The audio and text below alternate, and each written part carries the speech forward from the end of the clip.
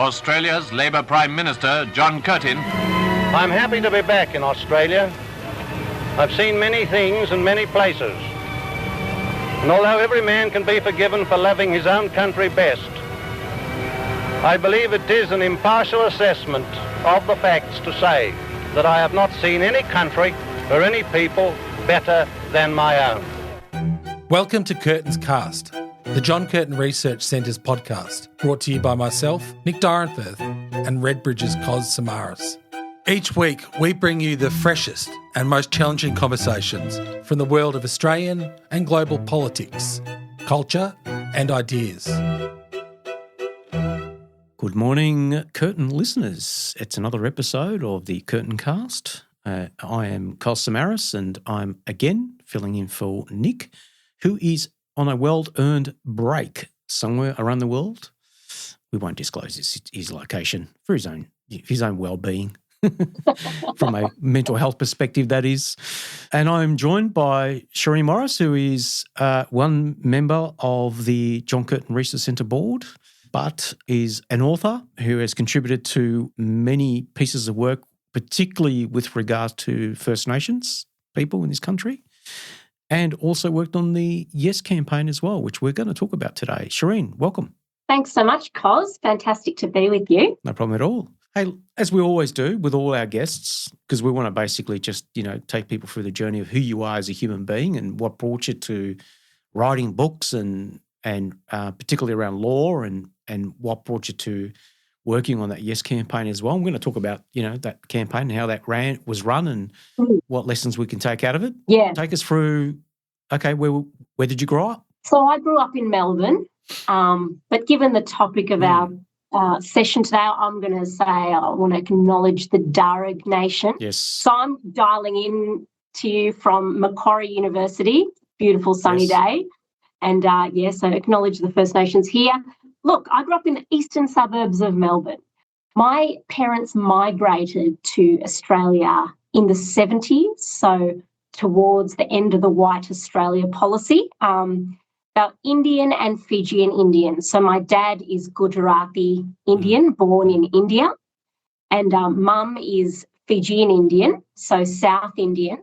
And Dad's family migrated to Fiji when he was a teenager, but they didn't know each other in Fiji, grew up at opposite ends of the island. And Mum's family were taken to Fiji as indentured labourers.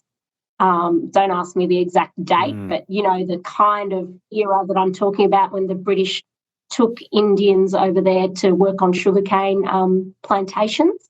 So, they got scholarships to come and study medicine at Monash in the 70s. So they met at Monash in Melbourne, and then I was born in Melbourne. So, they were GPs in the eastern suburbs in Park Orchards, and I grew up there, went to primary school there.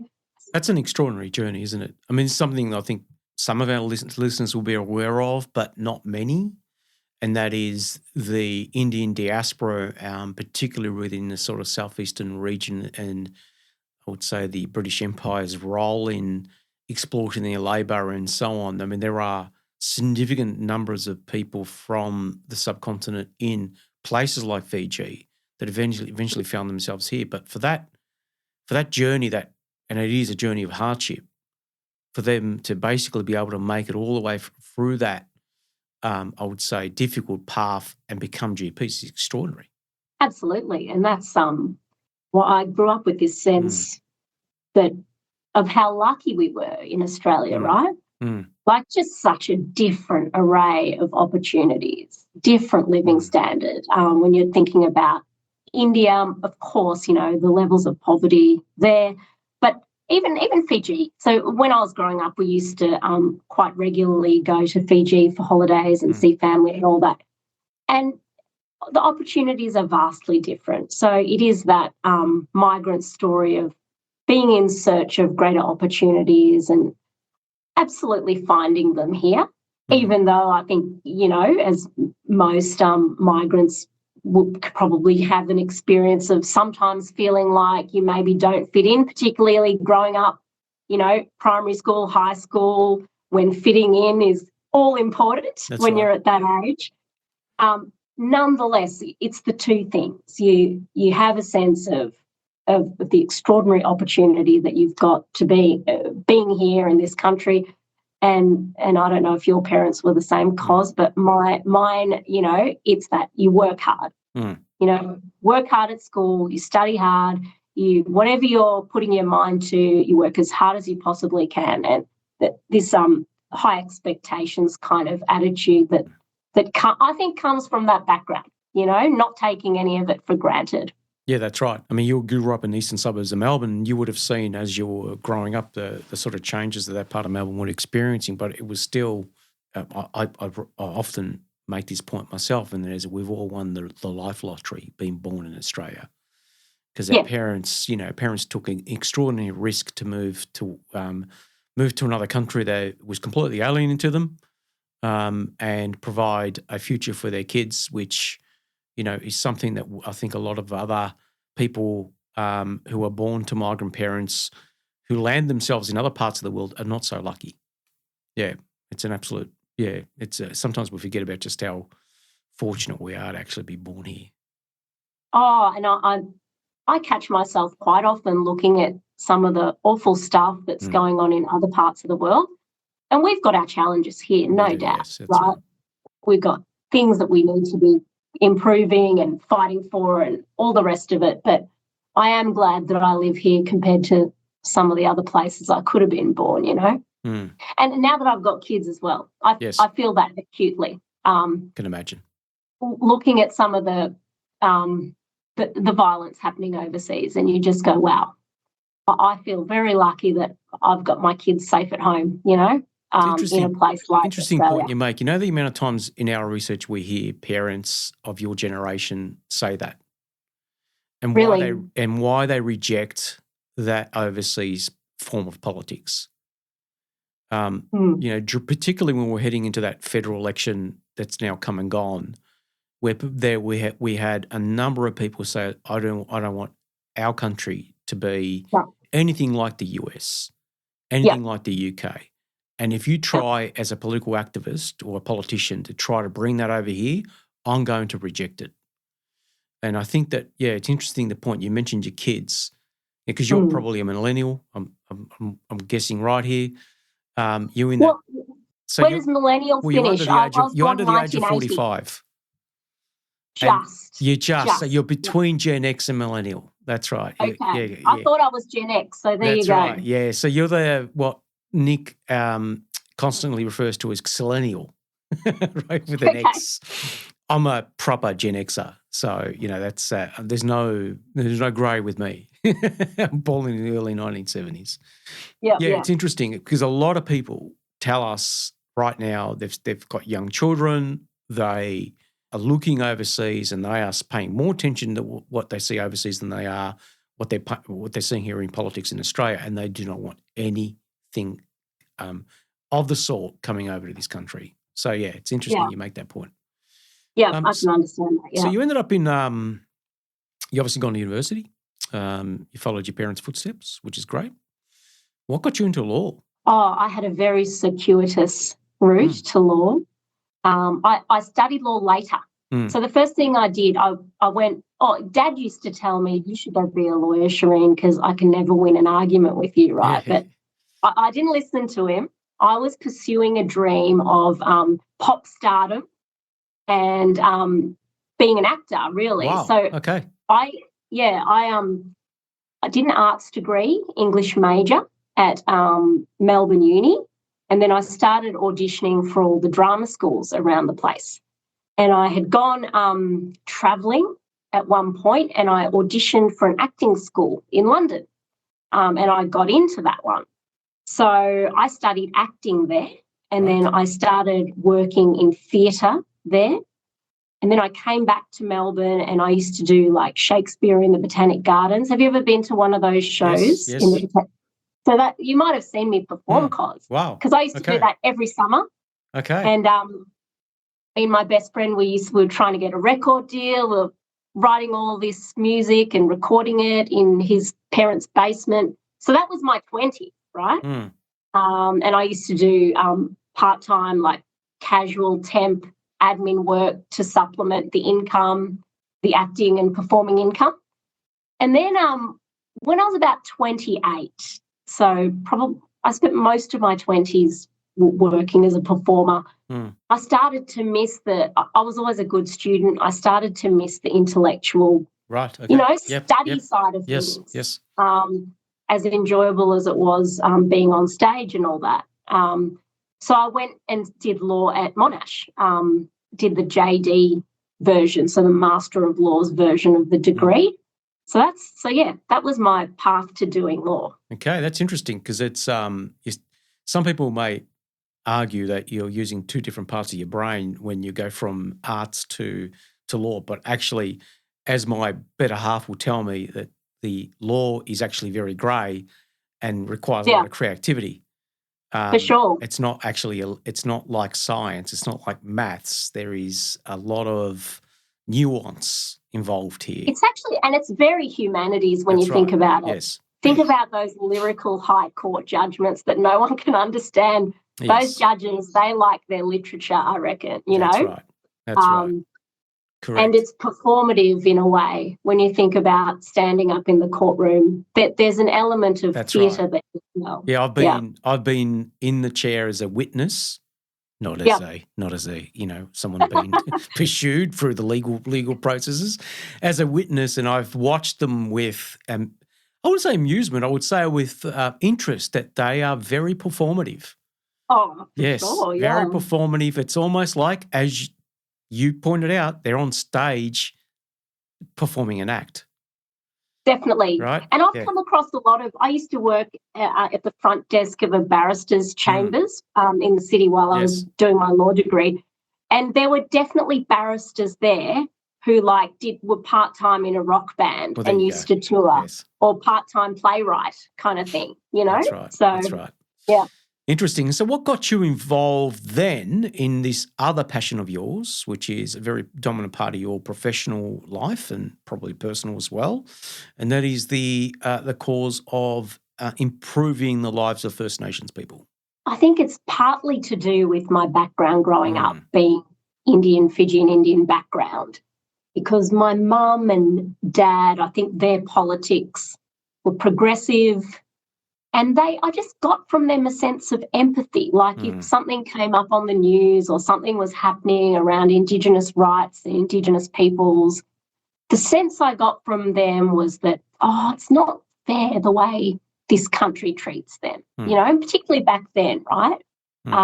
It's not fair the way they've been treated, So I grew up with that sense. And then when I was studying law, I had one of my lecturers, constitutional law lecturer, was Melissa Caston, who's the daughter of Ron Caston QC, who was one of the barristers in the Mabo decision. And she had me for constitutional law and she had me for Indigenous rights and international law. And she kind of saw that I had an interest in this stuff, and she pointed me towards this program called the Aurora Internship, where law students go off and volunteer on their uni holidays and go off to a native title body or some other Indigenous organisation just as a volunteer internship over the holidays. And I'd been reading Noel Pearson's stuff in her class and was kind of very engaged by it, by his writing. So I nominated to go to Cape York Institute as on my Aurora internship. And so this was towards the end of my law degree. So I ended up there. I ended up writing a bit of a critique of the Mabo decision, sort of argued that it inadvertently allocated Indigenous people an inferior form of property right, which I didn't think was fair. I thought, it should be stronger property rights. So I wrote this, and Noel read it and was impressed by it, and he kind of, out of the blue, after the internship, rang me up and said, do you want to come work with me on Indigenous constitutional recognition? Right. So that's how it happened. Wow. Completely randomly. I didn't even know that was a topic that required exploration, When was that? How long ago was that? 2011. Right, so very long time ago when it comes to the whole scheme of things, that journey from 2011 to the referendum. Yeah, so I moved up to Cairns and ended up working there for 7 years and, as you say, ended up being like a 13, 14-year collaboration with him primarily on this task of, how do we recognise Indigenous peoples in the Constitution. So you're moving to Cairns. Tell us a bit about that. So besides working on obviously this particular project, were you working in other spaces of the legal sort of world out there? Or? I was working for Cape York Institute full-time, right? Yes, yeah. So my focus was this. My focus was trying to develop a policy.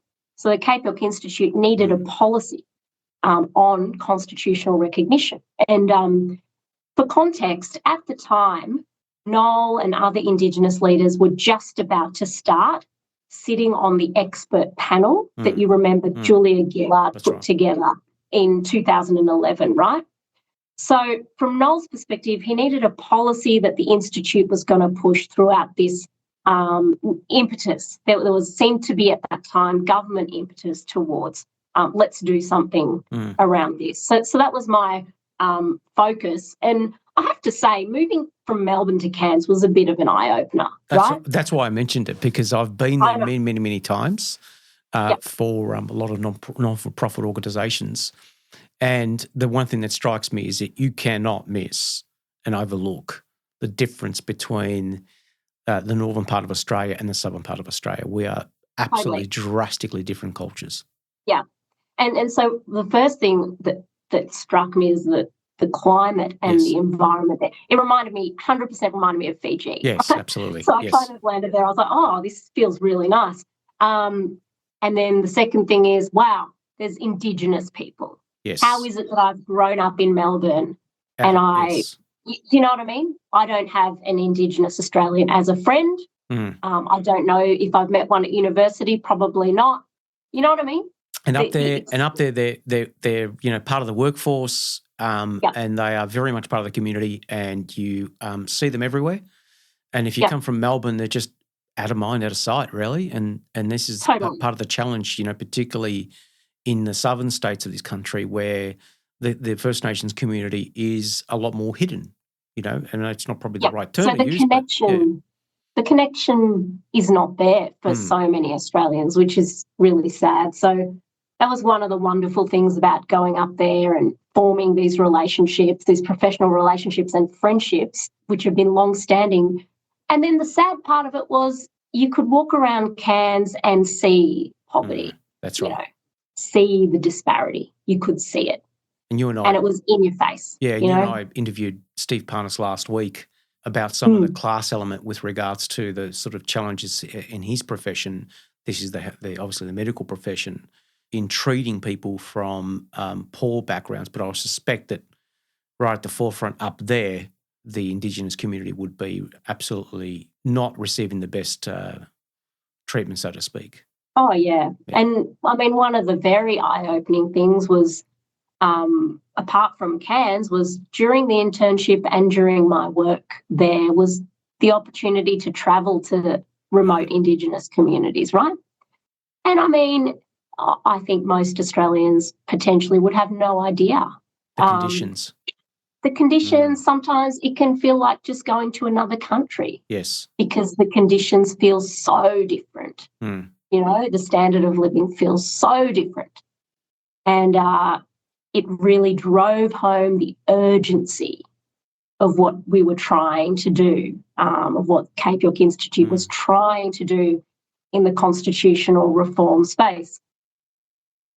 The leaders were in no way interested in something just symbolic, right? That's right. And that's what they were interested in, something that was going to improve the plight of those communities. And that's what it was You could about. understand that. I mean, I am old enough to remember when Bob Hawke did that tour to Indigenous communities and, walked out and walked away making the very point that many of these communities at that time were living in what he will define as third world conditions and that it was unacceptable. You Yeah. fast forward to when you started working up there in Cairns, the situation probably in some of these communities has not improved all that much. So you understand the motivation from, First Nations leaders that, no, look, we've had enough of this talk. We've got to actually get some change really done. Absolutely. Yeah, so you absolutely understand the perspective there, that's for sure. Yeah, and that's what it was all about. And that's where the key disconnect was politically, as I came to understand working on this with Noel Pearson and others, right, was that the political class largely was thinking, oh, this is just about a nice, flowery, symbolic statement. No.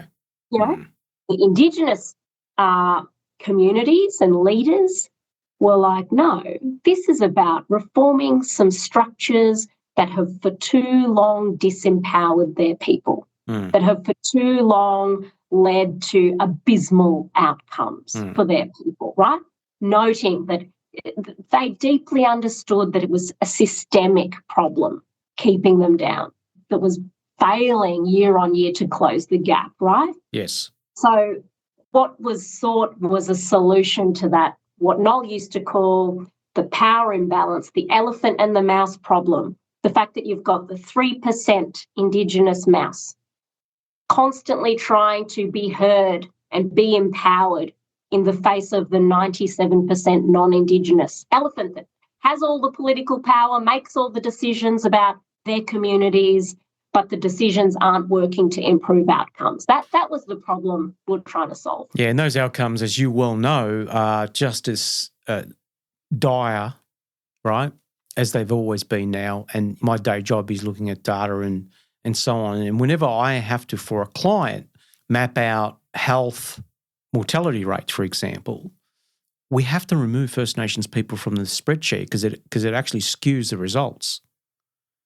Right. People, I'm sure a lot of our listeners will know this because if you're listening to this podcast, you're probably politically alert and you're into this sort of information. But the average lifespan of a First Nations person in this country is 20 years less. Most of them die in their 50s. And we are talking about that statistic in 2025. It was the same 20 years ago, 30 years ago, 40 years ago. Hasn't changed. Yeah, we've got a long way to go. Yeah. Some of the basic deficiencies, the example Noel always uses is rheumatic heart disease. Yes. Still rife in Indigenous communities, eradicated almost everywhere else. That's right. Why can't a nation like Australia, comparatively wealthy nation, good democracy, comparatively stable democracy in the world scheme of things, why can't we do better with this stuff? Yeah, that's right. Now, that leads us to obviously your other very big involvement in this space, and that is the referendum. And you worked for elements of the Yes campaign, was that right? Yeah, so by the time the referendum came, this was like, what was it, 12 years later, right? Tail end of a long journey for you. Yeah, so I worked at Cape York Institute for 7 years, then I was at Melbourne University, now I'm at Macquarie University. So by the time the Yes campaign came around, the referendum, I was at Macquarie University, right, working here. And so we had our own little team and efforts going on here, working with Henry Pinskia, former member of the former chair, wasn't he? Yes. The chair? I think John former chair of the centre, yes. We were doing a lot of work with multicultural communities, but the Yes campaign had various different entities. Obviously, I kept working very closely with Noel and Cape York Institute as well. So that was my involvement. Great. We think about some of the issues that we just discussed around the impact that our inability to actually deal with the problems that First Nations people face. And that storytelling about, people dying from very basic diseases, which the rest of us take for granted that these diseases are not present in our community. I think one of the biggest things that we failed as a nation to articulate during that campaign is that practical information out there within parts of the electorate that, hey, the reason we're doing this is because up until now, everything we've tried has not worked. I think it was actually Danny Andrews who made this very important point during the referendum, and it wasn't used all that much, which was, well, we spend billions of dollars every year, and we've been doing that now for a very long time. Perhaps we should start listening to First Nations people about how we should spend this, and perhaps we should do something different, and maybe that's going to save us some money. Now, he was using a different angle there, trying to talk to people who are more practically motivated around finance. But, I think that there wasn't much of that storytelling going on. It's a really interesting thing because that argument, Kos, is one I heard a lot, right? And I think we should distinguish between the arguments that were made, and arguably there were too many arguments made. Yes, yeah. Because there were so many arguments you could make. And by the way, just for listeners, just to recap, right, the proposal was for constitutionally guaranteed Indigenous advisory body, right? Yes, to basically ensure that Indigenous communities could get a better say when laws and policies about them are being made. So closing the gap laws, closing gap policies, that kind of thing, that an advisory body would be able to funnel community views to government to help improve lawmaking, policymaking, and help improve outcomes. That was the whole point. So that's why Kos is referring to Dan Andrews, saying, hey, maybe this will help us improve outcomes and improve our the bang for our buck, etc. Now, that is an argument that various elements of the Yes campaign made. It also made a lot of other arguments, which I think were valid.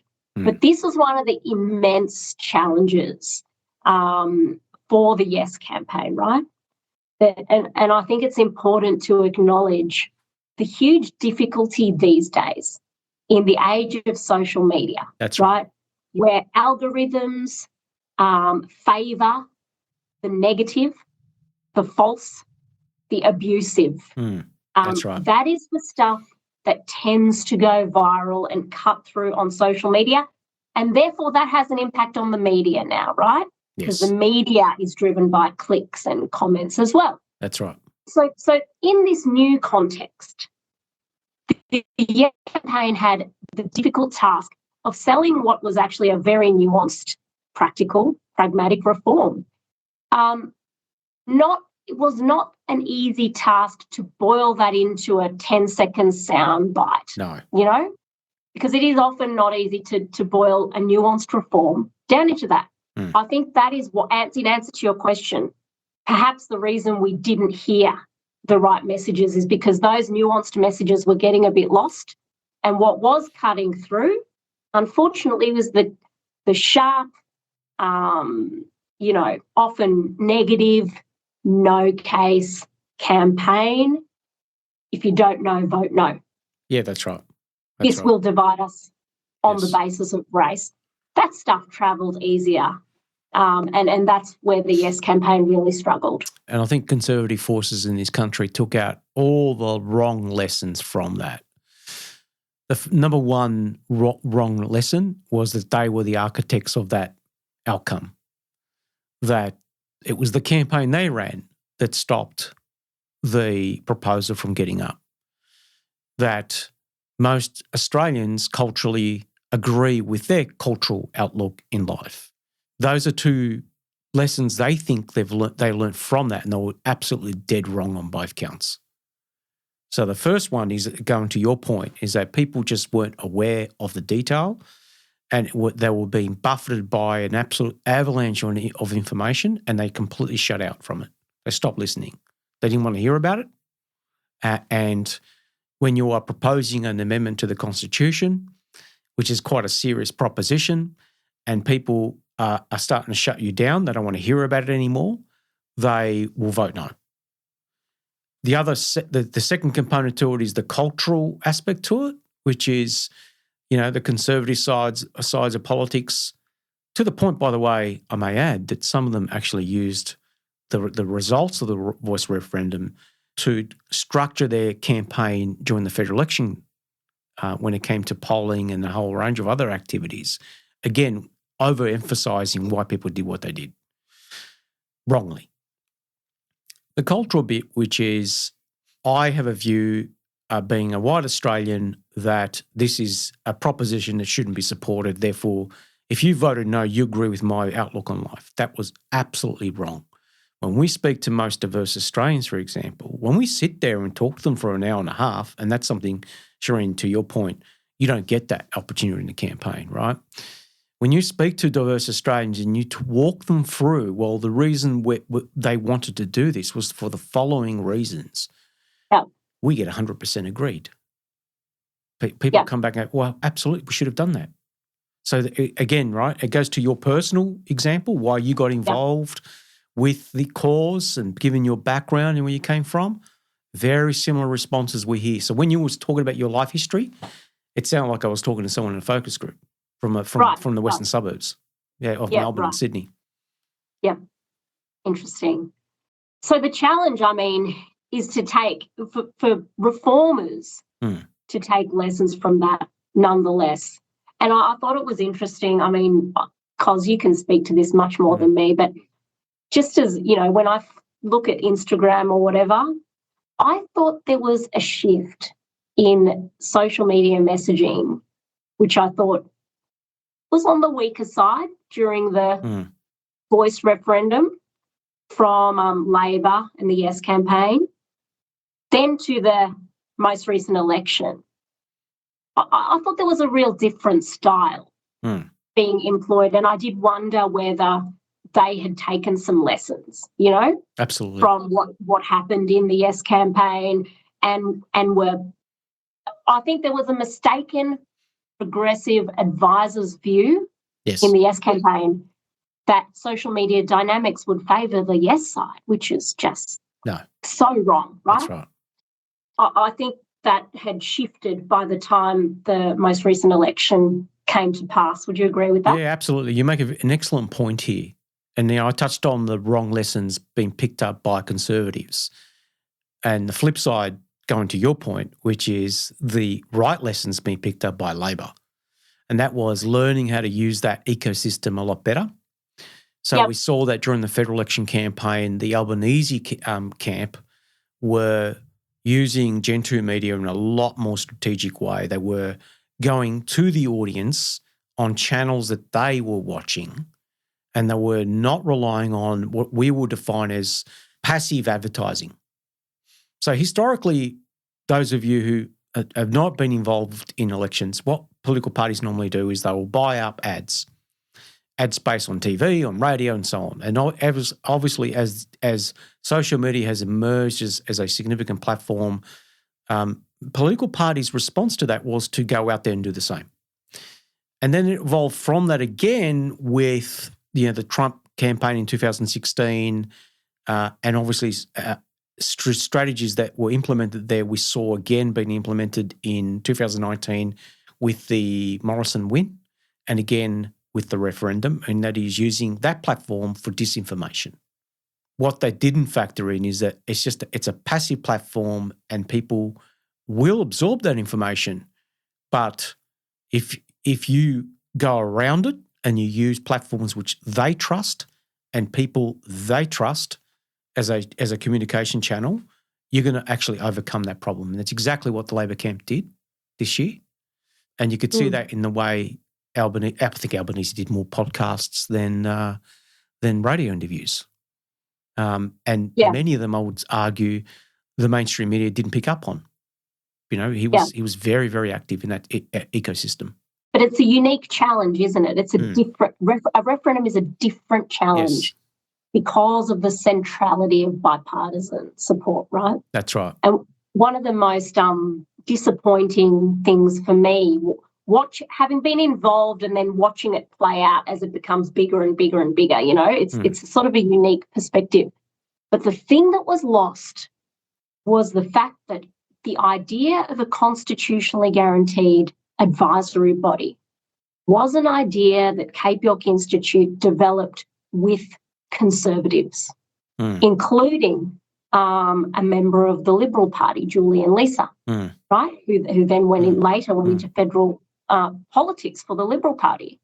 Now, this was a manifestation of Noel's strategy, long-standing strategy of you need to work with the right to get the bipartisanship necessary for a successful referendum. And that's a strategy we had pursued since I started working there from 2011. And that idea, that co-devised idea where we sat down with some of those key conservative figures, that germinated in 2014, right? Talking about people like Julian Leeser, Greg Craven, Damien Freeman, and we also worked with the constitutional law expert Anne Toomey. So you've got this 9-year trajectory from 2014 leading into the referendum. Now, unfortunately, the fact that it was a solution co-devised with Conservatives to deliver bipartisan support never actually translated to coalition support, right, along the way. So obviously there were a lot of lobbying efforts along the way trying to get the coalition to support this. The historic Uluru Statement happened. Labor slowly came on board after the Uluru Statement, with a little bit equivocal at first. But despite a lot of effort, advocates were never able to get the coalition to support something that one of their own had co-devised. Do you think, know? Yeah. Do you think that the reason that failed is because the coalition has evolved into something quite different? So we're talking about the work that you touched on, which is that early 2010s, engaging the conservative side of politics in this country. I mean, I would argue that the coalition and what it looked like back then, I mean, Abbott was just elected as Prime Minister. There was still very much part of its architecture. The Howard years were still very much there. The culture of his government was still present within the caucus. Yeah. Do you think that by the time we got to 2023, the coalition's completely unrecognisable compared to what it was back in the early 2010s? That's part of it, because Tony Abbott endorsed the collaboration, Cape York Knowles collaboration with these Conservatives, right? So I would say yes, there's been this rise of reactionary right-wing politics, and that's this the point I'm getting to. Yeah, this decline of good-hearted conservatism, which is a great loss to the country, right? I think.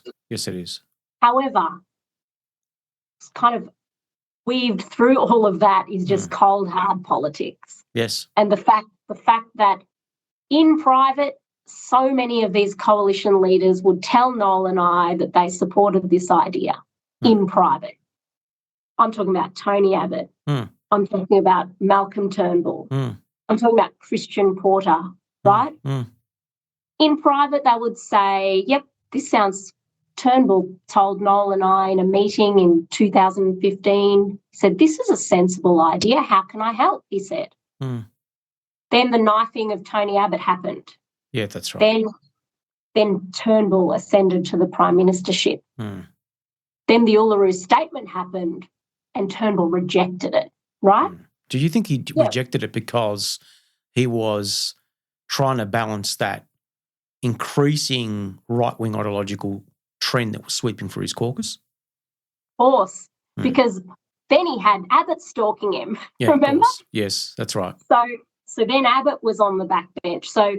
So when Turnbull recanted his position he'd expressed privately with us, came out full-on IPA-style attack on the Uluru Statement, Abbott immediately joined his position, right? In contradiction also to what he had been expressing privately. So that dynamic in the coalition, and think about what Turnbull did there. I want to say this because Turnbull is often held up by progressives as some kind of champion. In terms of Indigenous affairs, I think the country needs to remember that from the moment that he did that, the most left-leaning leader of the Liberal Party, from that moment on, it was going to be very difficult for any leader slightly to the right of Turnbull to come out and say yes, let alone someone like Peter Dutton, right? And Peter Dutton is another one who, according to Noel, privately expressed openness. But what happens is that the incentive is so great to score a win, to score a major culture wars style win against Albanese. So I think it's a shame that the whole conservative genesis of this idea got lost. And I think it was a missed opportunity on the part of the Labor government, because when Albanese won the election, he should have gone in. Arguably he should have waited. But true. You know, for example, when he passed I guess I'm getting at, he didn't need to frame it as a Labor thing, because it wasn't. It was actually a thing that Indigenous leaders came to with Conservatives. When he announced it at Garma, the wording. Yes. You remember? Absolutely. He could have pointed out that this is a variation on words drafted by my good friend Julian Lisa together with Indigenous leaders like Noel Pearson. You know what I mean? That story, that background wasn't explained. I write about this cause in my book, Broken Heart, which came out last year. So if people are interested in reading about the nitty-gritty of all of this, that's detailed in my book, which is out with La Trobe University Press. Sorry for the plug. Yeah, I highly recommend reading that book, folks. It is an important read because it takes you through this detail, right? Which is, this thing that was going on with the coalition. They won a culture battle, but they're going to lose the political war. And the reason I'm saying that is that the wounds they have inflicted on themselves by rejecting the proposal amongst younger Australians and diverse younger Australians are, in my opinion, going to take decades to heal. So I think that what we're seeing now electorally, with the vote, we just published some polling 2 weeks ago, and that revealed just the full extent of the dire situation the coalition's in. Generation Z women, 13%, right? 13% of Gen Z women in this country are voting for the coalition. Now, I have gone through all polling numbers going back for 4 decades. Cannot find another generation that bad. No, we're not even near close to that. Us Gen Xers, when we were in our 20s, we were voting by on average 5% more than our other Gen Xers who were voting for the coalition. Not 45% more, because that's what we're dealing with here. And so I think what we're seeing now from younger Australians is a complete rejection of that form of politics. And it's a form of politics which I think was kicked off with Trump winning in 2016 and gave, again, all the wrong lessons to the Conservatives here in this country, that it's the culture war you need to win, not actually policy outcomes. You have to reject things that you culturally do not agree with, because that's what's going to help you win elections, because that's what Trump did, right? And again, importing the politics of another country to this country is always going to end in tears, because we are a vastly different country. Yeah, that kind of gives me a bit of hope, Kos, because that's right. That's right. And I think you're right that about the whole taking the wrong lessons. I mean, if you look at the way Jacinta Price has been reprimanded now, I think that's a good example of her taking the wrong lesson again from the voice referendum. That's right. But you know what troubles me is how she was, she was rewarded. Yes. Big time because of the role she played during the referendum, right? At the expense of Indigenous communities. That's right. The polling results showed after the fact that Indigenous communities voted yes in the highest numbers. Oh, right? well into the 80s. 80s and 90%. I mean, on my pulse, and I can tell you that although it is difficult to poll and survey Indigenous communities, particularly in remote parts of this country, you only have to look at the booth results. They're pretty clear. But the no case was successful in muddying the waters around that, right? Where I would be talking to voters who didn't know, well, I don't know if Indigenous people support it, because so she kind of got promoted and applauded by her party for the role she played in destroying this for outcome that Indigenous communities wanted overwhelmingly. She developed a brand which parts of her party, and I'll say broad party because at the time she wasn't a member of the Liberal Party, parts of her party were convinced she's the future when it comes to fighting these culture wars. We'll go back to this problem, right? So Willow out when the federal election was on, and what does she do? She puts her foot in it and causes Dutton all sorts of problems with, make Australia great again narrative, which of course in our research at the time, I lost count in focus groups how many times voters told us they are frightened of Trump and they don't want, and they started to connect Dutton to that. She basically pulled out a bucket of super glue and poured it all over him, and it was over. She actually probably. So I suppose my question is, and maybe you can tell me, it troubles me that as an Indian Australian who has worked with Indigenous people on this, that now when she hangs it on Indian Australians, yes, she gets reprimanded. Yes. And I was trying to look at the numbers in my amateur way, going, hang on, but the numbers are vaguely similar in terms of proportion of the population. Indigenous people are around about this much. That's right. Yeah. So what is it? Just because they're assuming Indigenous Australians are all voting Labor? Yeah, it's a bit more warped than that. Yeah. So one, they think that Indigenous Australians all vote Labor. And that they are situated. So who cares about their vote? That's right. So who cares? And they're situated in seats that don't worry us. And then there's this misconception of that Indian Australians are in critical seats. And what I've not mentioned is the bulk of them are in safe Labor seats. And I mean in very significant numbers.